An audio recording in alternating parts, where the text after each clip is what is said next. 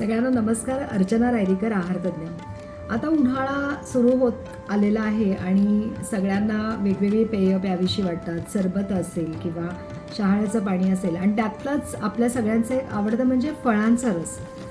फळांचा रस हा खूप हेल्दी आहे, आरोग्यदायी आहे अशी आपली सगळ्यांचीच कल्पना असते. आणि अर्थातच एका अर्थाने आपण बघितलं तर ते चांगलंच आहे. तो जास्त नैसर्गिक आहे. त्याच्यानंतर आपण जे बाहेर बाजारामध्ये जे शीतपेय बघतो, कोल्ड्रिंक्स बघतो, त्याच्यापेक्षा फळांचा रस हा नक्कीच जास्त चांगला आहे. परंतु बऱ्याच जणांच्या बाबतीत आपण असं बघतो की ते जेव्हा घरी त्यांना असं वाटतं की आपण घरी फळांचा रस करून पितोय, तो जास्त हायजिनिक आहे. ते पण बरोबर आहे, तो हायजिनिक तर असतोच.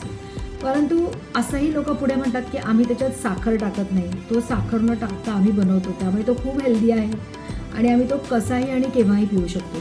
तर एकच गोष्ट आपल्याला लक्षात घ्यायची, स्पेशली ज्यांना डायबिटीज आहे त्यांच्यासाठी ही गोष्ट खूप महत्त्वाची आहे. फळांचा रस जरी कितीही चांगला असला तरी आपल्याला समजा जर संत्र्याचा रस बनवायचा असेल, मोसंबीचा रस बनवायचा असेल तर आपल्याला कमीत कमी त्याच्यासाठी 5 ते 6 फळं लागतात. ही फळं आपण ब्लेंडरमध्ये किंवा आपल्या ज्युसरमध्ये टाकतो. त्याच्यानंतर बरेचदा असं होतं की ऑलरेडी त्याच्यातली जी आतमधले जे तंतुमय पदार्थ असतात, त्याच्यामध्ये जे बारीक बारीक पातळ सालं असतात, ती आपल्या प्रोसेसरमध्ये बाहेर काढली जातात आणि आपल्याला फक्त त्याच्यातनं पातळ रस मिळतो. किंवा बरेचदा लोकांकडे जर प्रोसेसर नसेल, फूड प्रोसेसर नसेल, तर मग ते साध्या मिक्सरमध्ये त्याला बारीक करून मग त्याला गाळून घेतात आणि मग तो रस पितात. निसर्गाने आपल्याला जी फळं दिली आहेत ती त्याच्याबरोबर जे तंतुमय पदार्थ आहेत त्याच्या सकट खाण्यासाठी अशी त्यांनी आपल्याला सोय करून ठेवली आहे.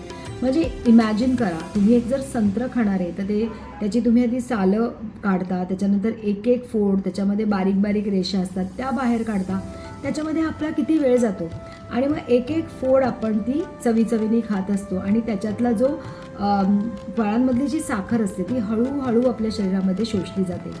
त्याच्याचबरोबर त्याच्यामध्ये जी पातळ सालं असतात ती सुद्धा आपल्या पोटात जातात, कारण की आपल्याला ती काही सगळीच्या सगळी काढता येत नाही आणि त्यामुळे आपल्याला त्याचा त्रास होत नाही. एकतर आपल्यातली साखर जी आहे फळांमधली ती हळूहळू पोटात जाते आणि सालांसकट जाते, त्यामुळे त्याच्या फ्रक्टोजचा एवढा शरीराला त्रास होत नाही. परंतु फळांचा रस काढताना मात्र काय होतं की आपण तो रस बाजूला काढतो, त्यातली फक्त साखर बाजूला काढतो, त्यातले तंतुमय पदार्थ आहेत त्याला मात्र फेकून देतो आणि मग त्या 5-6 फळांमधली साखर एकदम आपल्या पोटामध्ये जाते आणि लगेच ती ॲब्झॉर्ब होते. म्हणजे तुम्ही 5-6 फळांच्या मधली साखर एकदम पिताय, ती सुद्धा कुठल्याही तंतुमय पदार्थाशिवाय.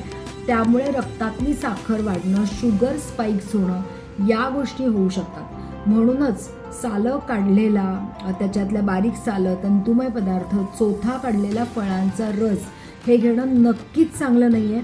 आणि जरी काही वेळेला आपण चोथा काढत नाही, नुसता फळांचा रस जरी घेतो तरीसुद्धा एकदम असं पिण्यापेक्षा आपल्याला ती चावून सावकाश खाणं हे कधीही चांगलं आहे. अर्थातच जेव्हा आपण ग्रीन स्मूदीज बनवतो ज्याच्यामध्ये हिरव्या पालेभाज्या असतात आणि काही ठराविक फळं असतात, त्या बाबतीत मात्र हा नियम एवढासा लागू पडणार नाही, कारण की त्याचं शास्त्र आणि त्याच्या फायदे, त्याचे शरीराला फायदे, त्याचा पर्पज हा खूप वेगळा आहे. मात्र तसं फळांच्या रसा बाबतीत नाही आहे, त्यामुळे सावध राहा. फळांचा रस अर्थातच आपण जो सालं काढलेला तंतुमय पदार्थ कधीतरी आजारपणामध्ये किंवा वृद्ध माणसांना, लहान मुलांना कधीतरी देण्यासाठी तो चांगला आहे, त्याचा उपयोगसुद्धा आहे. आणि परत मला सांगायचं आहे की बाहेरच्या कृत्रिम पदार्थांपेक्षा भरपूर साखर घातलेल्या आणि ज्याच्यामध्ये कृत्रिम रंग आहे, कृत्रिम स्वाद आहे, अशा शीतपेयांपेक्षा फळांचा रस नक्कीच बरा. बाहेरच्या फळांच्या रसामध्ये तर खूप साखर घातलेली असते, त्यामुळे कधीतरी घ्यायला हरकत नाही. फक्त मी ज्या ह्या सांगितलेल्या गोष्टी आहेत त्या मात्र नक्की लक्षात ठेवा. बाहेर फळांचा रस पिताना hygiene is also one of the important thing, कारण त्याच्यामध्ये कधीकधी ह्या अशा एकतर त्याच्यात साखर आहे, फ्रक्टोज आहे, परत ते मॉइस्ट म्हणजे त्याच्यामध्ये ओलसरपणा आहे, अशा ह्याच्यामध्ये जीवाणू पटापट वाढतात आणि जर हायजीन नसेल तर मग लोकांना गॅस्ट्रोचा त्रास होणं, काहीतरी पोट बिघडणं, ह्या सगळ्या गोष्टी होऊ शकतात.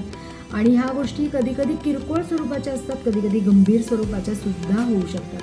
त्यामुळे हायजीनची काळजी घ्या आणि सावकाश चावून नैसर्गिकरित्या ज्या स्वरूपामध्ये फळं अवेलेबल आहेत ती मात्र भरपूर खा, त्यांचे वेगवेगळ्या रंगांचा, वेगवेगळ्या स्वादांचा सीझनप्रमाणे भरपूर आनंद घ्या. धन्यवाद.